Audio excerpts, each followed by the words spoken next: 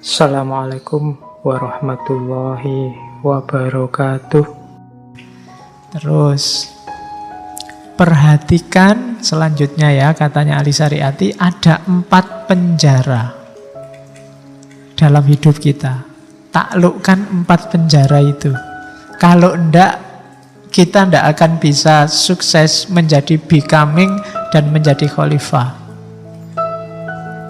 Yang pertama, penjara alam, lingkungan sekeliling kita. Taklukkan itu. Hari ini hujan, taklukkan hujan. Jangan kalah oleh hujan. Makanya pelajari mekanisme hujan, pelajari air yang turun, terus bikinlah teknologi payung, teknologi jas hujan. Itu kan kamu bisa menaklukkan hujan sudah. Jadi kita tundukkan alam dengan sains. Baru kita bisa keluar dari kungkungan alam semesta. Zaman dulu orang ilmunya belum berkembang, dia belum bisa menaklukkan alam. Maka dia banyak dikooptasi, dihegemoni oleh alam. Tidak berdaya di hadapan laut, tidak berdaya di hadapan pohon besar, tidak berdaya di hadapan angin besar. Akhirnya berimajinasi, yang disembah lautnya, yang dikasih sajen sungainya, yang disembah dewa anginnya. Kenapa? Belum ada sains, ilmu pengetahuan yang menjelaskan mekanisme alam. Jadi dia kalah oleh alam, sehingga melahirkan penyembahan-penyembahan yang sifatnya alam. Matahari itu kan kayak Nabi Ibrahim itu kan mikir, ini apa matahari ya Tuhannya, apa bulan ya, apa bintang ya. Karena dia belum dapat informasi, belum ngerti apa itu matahari, apa itu bulan, apa itu bintang. Tapi begitu kamu ngerti, kamu sekarang yang menguasai. Begitu kamu ngerti hujan, oh kalau hujan cuma air kok yang turun, gampang aja, kita bikin aja baju yang tahan air, lahirlah jas hujan. Kalah sudah kan hujan sama kita. Kita bikin aja payung, kalahlah hujan sama kita. Panas kalau siang, gampang, bikin aja teknologi yang menghasilkan dingin, lahir kipas angin, lahir AC. Tunduklah alam semesta. Jadi keluarlah dari kungkungan alam dengan cara apa? Sains. Yang kedua, penjara sejarah. Penjara sejarah ini, dalam hidup ini ada sunnatullah. Kuasai itu. Kalau enggak ya kita akan kalah. Itu penjara kedua. Kalau enggak belajar, ya kamu enggak pinter. Kalau kamu enggak rajin, ya lulusnya lama. Itu sunatullah sudah. Loh, tapi kadang-kadang ada tuh Pak yang enggak belajar tapi lulusnya cepat. Oh, itu pengecualian, enggak bisa dipedomani. Sama dengan kamu loncat dari lantai 20 tapi tidak tewas. Itu pengecualian, jangan dipedomani. Ya mungkin kan kamu loncat dari lantai 20, pas loncat nanti di bawah itu ada ibu-ibu sedang mepe kasur, jadi kamu jatuhnya di situ pas, enggak tewas. Tapi kan itu pengecualian, enggak bisa dipedomani. Yang bisa dipedomani yang sunatullah. Kalau kamu enggak bisa membaca ini, kamu akan kalah oleh sejarah. Jadi Indonesia itu atau umat Islam itu kan hari ini kita minder sebagai Muslim ataupun sebagai orang Timur, sebagai Indonesia. Kenapa? Ya karena kita kalah dalam hal menaklukkan alam dan menaklukkan sejarah. Kita tidak yakin dengan rumus kita sendiri. Kita punya loh rumus sunatullah bahwa kebersihan itu pangkal kesehatan, kebersihan itu sebagian dari iman. Coba dilihat budaya bersih di kita sama di mereka, jauh.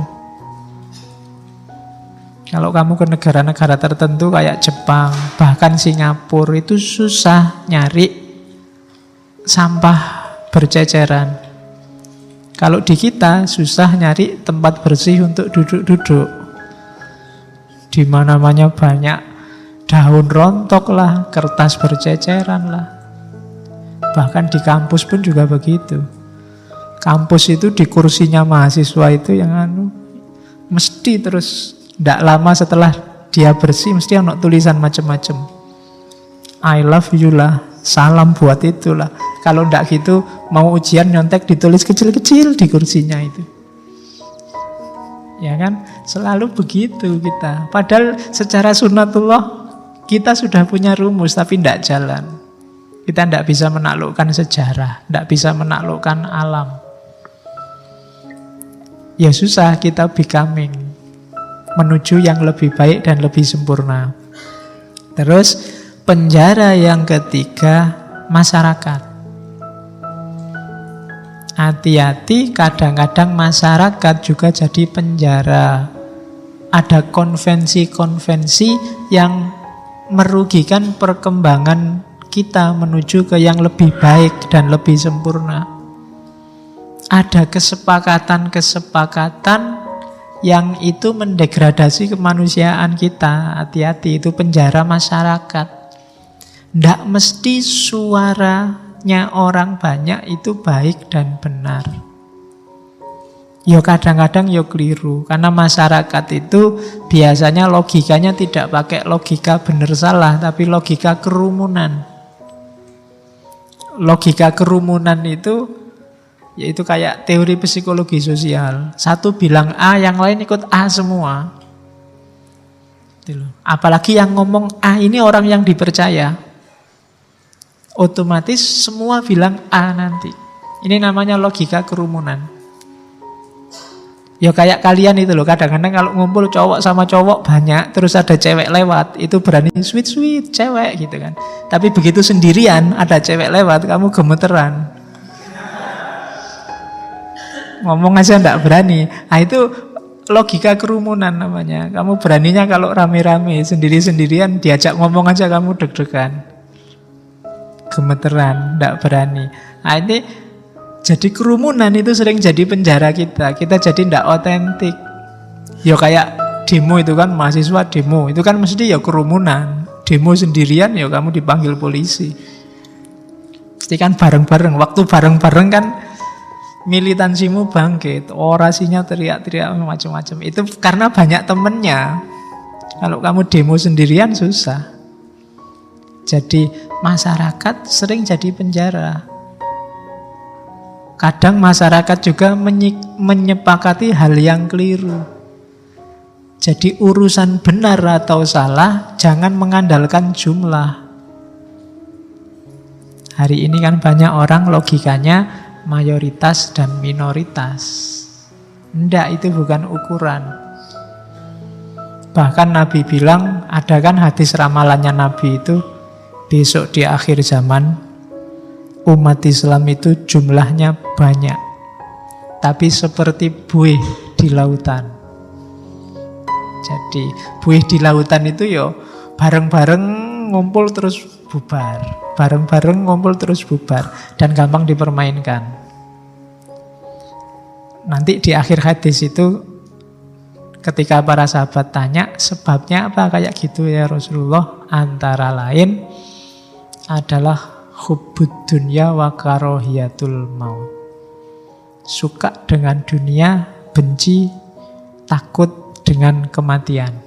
Karena jatuh cinta sama dunia, khawatir dunianya dimiliki orang lain, khawatir dunianya dinikmati orang lain, terus menyepakati hal-hal yang kontraproduktif dengan kebenaran. Itu yang bikin kita jadi seperti buih. Akhirnya yang bunyi kepentingannya sendiri-sendiri. Khawatir kehilangan dunia. Itu ramalannya Nabi. Semoga masih belum kejadian. Besok-besok aja kejadiannya. Ya, jadi jangan sampai ada yang di sini yang jatuh cintanya sama dunia. Kamu suka dunia ndak apa-apa, tapi jangan jangan jatuh cinta, karena kita memang butuh dunia. Tapi jangan cinta, Apalagi cinta mati, cinta buta, dan cinta-cinta yang tidak jelas itu. Ya, oke, itu kalau sama dunia ya. Kalau sama lawan jenis, ya boleh, itu fitrah, tidak apa-apa. Ya. Terus, yang paling susah, penjara yang keempat. Penjara ego.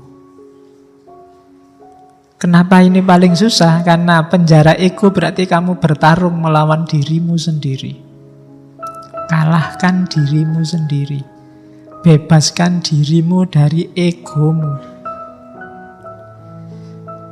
Katanya Ali Syariati, jalan paling ampuh untuk membunuh ego adalah cinta.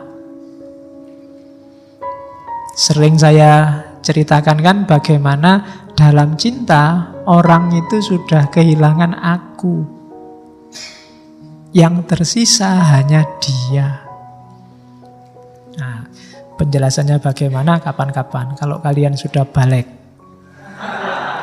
Ya wis pokoknya yang gitu-gitulah ya.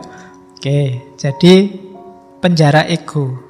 Orang yang dipenjara oleh egonya itu biasanya hidupnya disetir oleh hasrat, ambisi yang levelnya, kalau mental itu, kalau bahasanya Ghazali, levelnya kebinatangan, baik binatang buas maupun binatang ternak, bahaim. Kalau itu dimensi kepemilikan, itu ya cinta dunia. Biasanya ego itu cirinya yang dibela adalah yang ku. Masjidku, bukuku, masa depanku, aliranku, kelompokku, itu biasanya ego sudah yang main. Kalau sudah ada kunya, itu berarti otomatis kamu menafikan yang lain.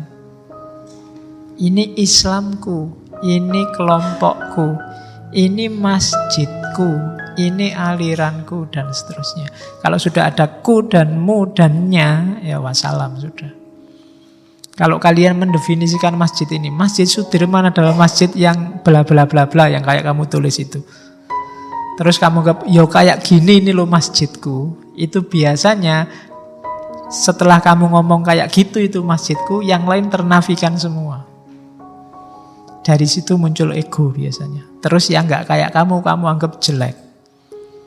Apa masjid kayak gitu? Masjid kok isinya cuma pengajian sama tadarusan, nggak kaya. Nah, itu berarti sudah ada ego di situ. Ketika ada ku di situ, ego main sudah. Itu terus jadi penjara. Memenjarakanmu karena yang tidak begitu kamu anggap salah, kamu anggap keliru. Oke. Jadi bebaskan dulu dirimu dari penjara alam, penjara sejarah, penjara masyarakat, penjara ego. Baru kamu bisa becoming. Oke, untuk malam hari ini saya cukupkan sekian dulu.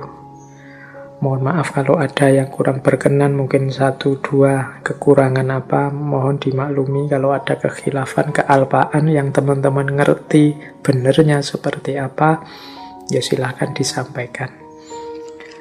Kurang lebihnya mohon maaf. Wallahul muwaffiq, wallahu a'lam bissawab.